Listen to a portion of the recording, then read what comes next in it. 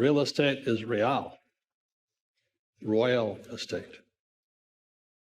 So we use debt to build it. We use debt to take out that construction debt. I'm looking for a property I can get for free. That was a challenge. It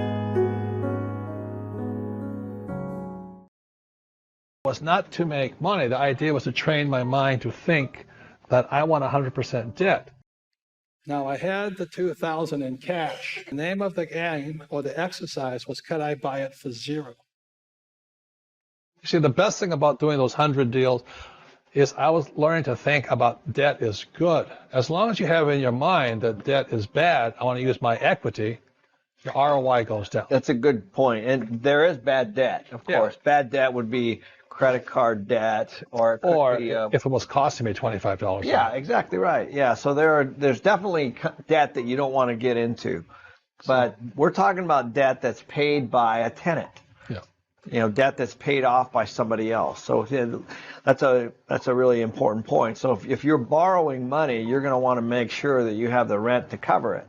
One thing, if I hadn't done this myself, I would not understand what Kenny said. It was a 144 unit property that was existing it was 95% occupied with tenants. So that was an important piece. And then next door it had another 10 acres. And so the deal is that I was going to build a second phase on the 10 acres, and then we were going to have one property that was 256 units. And so that's what we did. So we took the first 144 units and the land, and we went to the bank, and we got a construction loan to build the second phase. And then we built the second phase, and through good management, we filled up the property, and then we went back to the bank and we refinanced the whole project and got one loan on it. So we use debt to build it. We use debt to take out that construction debt. As a matter of fact, if you think about it, the whole system is designed to use bank financing. I mean, you know, all these people that are working so hard are actually putting all their money into the bank. Well, those deposits are a liability. They're an expense to the bank. So if you put money in the bank, it's an expense to the bank because they have to pay you interest. I have 100% debt. You know, my first property was $18,000. I put $2,000 down with a credit card, and I was making $25 a month. I think that's the best example, Robert, because essentially what you did was you didn't use any of your own money. So the only costs that you had was whatever your debt was and whatever it cost the $1,800 on your credit card was. Right. So I mean, but the idea was not to make money. The idea was to train my mind to think that I want 100% debt. Most people, I want to get out of debt. I want to get out of debt. I want to get out of debt. And what we're saying here is that debt pays all your expenses and gives you some income. That's really as simple as it gets. So we started with this. So if I have no money in the deal, it's 100% debt, and I'm making $25, what is my return on investment? It's infinite. Right. I mean, you basically have no investment, and you're making $25 a month. The reason why we want so much debt is because if I'm borrowing right now, I'm borrowing at, say, 4 or 4.5%, and inflation is, say, 4.5%, then I'm using basically your money, pension fund, mutual funds, savings. Insurance, savings.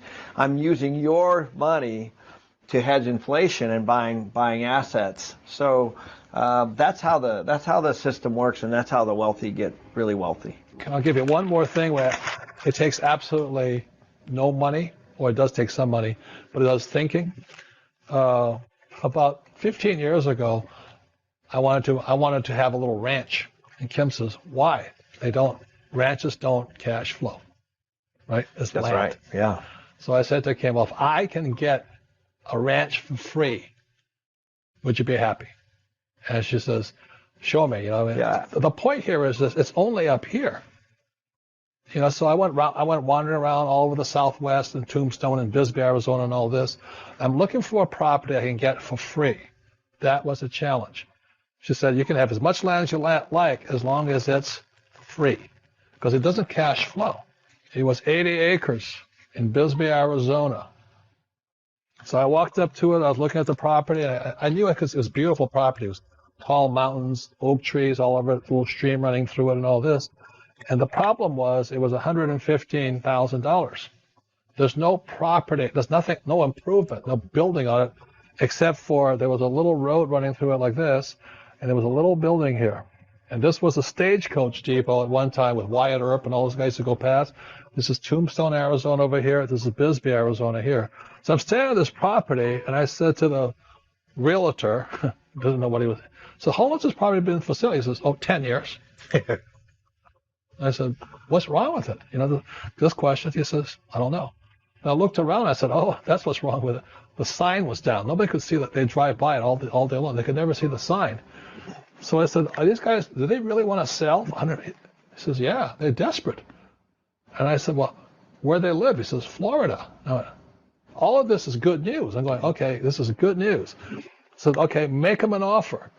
And Kim's watched me and said, this is the offer. I'll pay you full price, because by now they want the discount because they're not selling. I'll give you full price, but I have to have this property for free.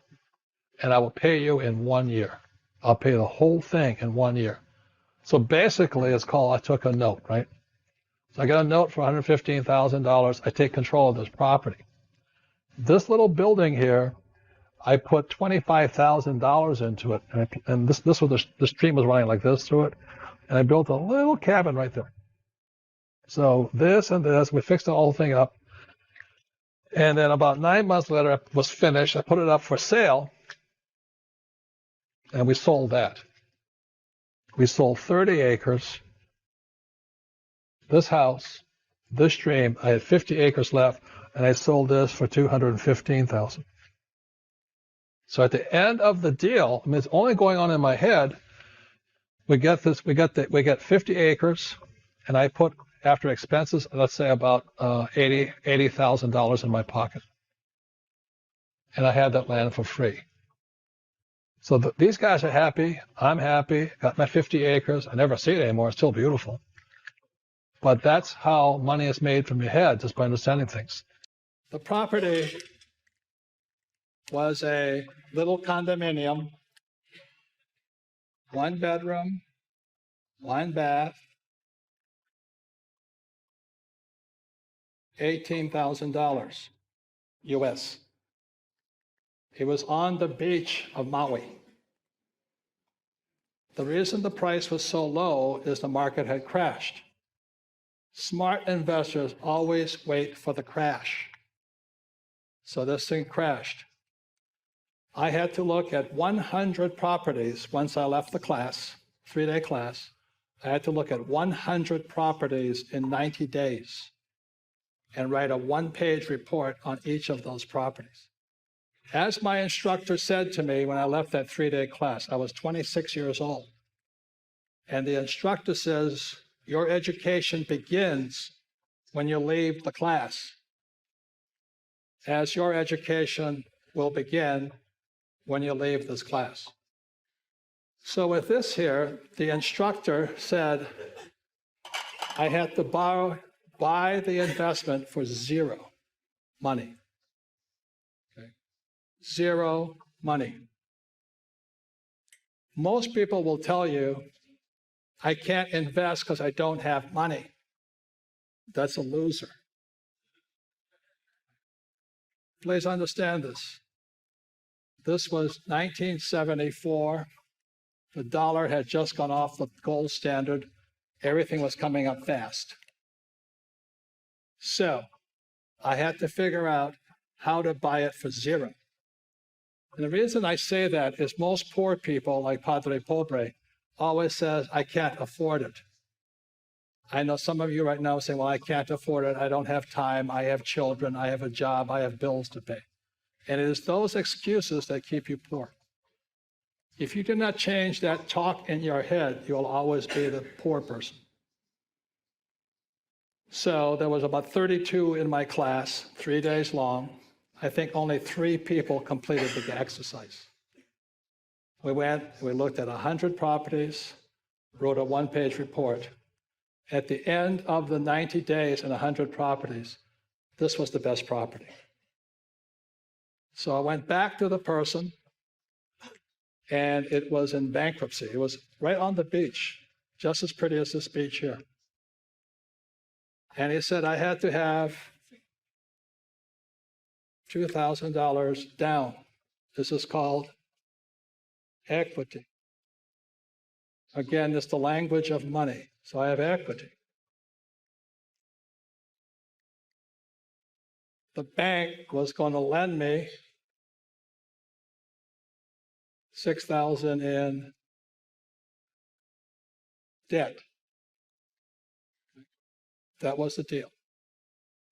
Now I had the $2,000 in cash, but the name of the game or the exercise was, could I buy it for zero? So what I did was I paid for this property with a credit card. So now it was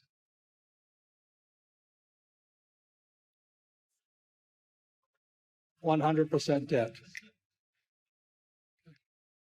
With that 100% debt, I made $25,000 a month.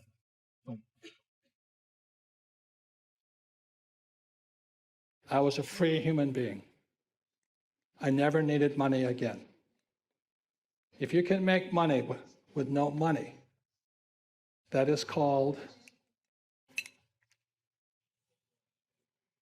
an infinite return. Said, real estate is wealth. Those that control the real estate control the world. And you will find that today. So I do not, most people invest in the stock market. I don't invest in the stock market. I also don't pay taxes.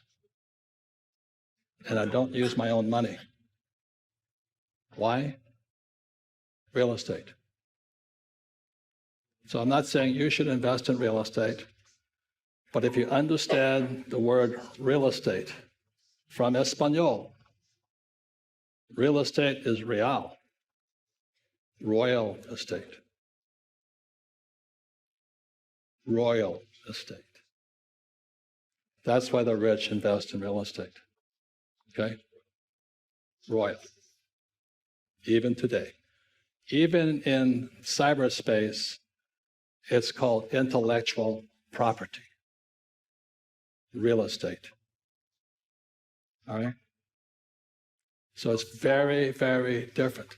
So I signed up, signed my name, sat down on the course. 3 days later, at the end of the course, he was a great instructor because he was a real estate investor.